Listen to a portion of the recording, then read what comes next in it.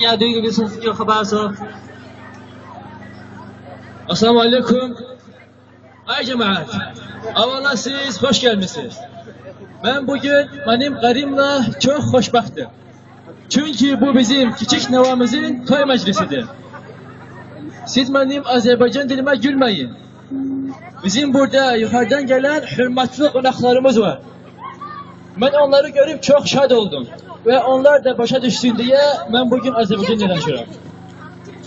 Azerbaycan dili devlet dilidir. Bu dili hamı bilmelidir. Benim nevama, oğlumun oğluna ve gelinimize de Allah bak versin, oğul uşak versin. Cemaat, avvala muç çelişik eyle. Ahan meclis her su mahlano bez kısmat çeki. Di'mezo bisikangulu, di bisubaklı divas. Ya ben lastı hala umur, sağa cani. Bir başma koşan belki. Sağ ol.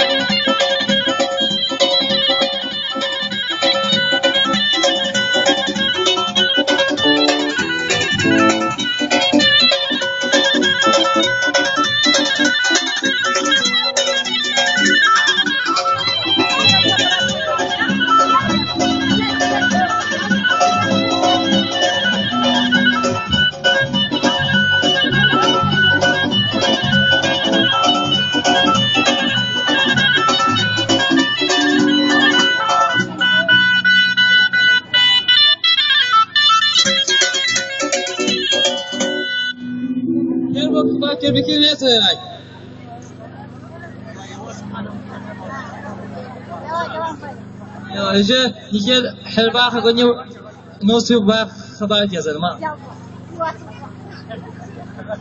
جماعة مشكل نواحي بتنا خوش كده ياربا الله سكين سوق محلان أهانو مجلس بس اسمع تيجي نوسي بقي أقرب خلي رقط أري محلان يشتري من محلان زوريكي ياربا الله أصبح كيجي بقي قرى قدي بهريكي Hürmetli qonaqlar, oğlumun toyuna xoş gəlmisiniz. Bugündən artıq o gəlin mənim qızım sayılar.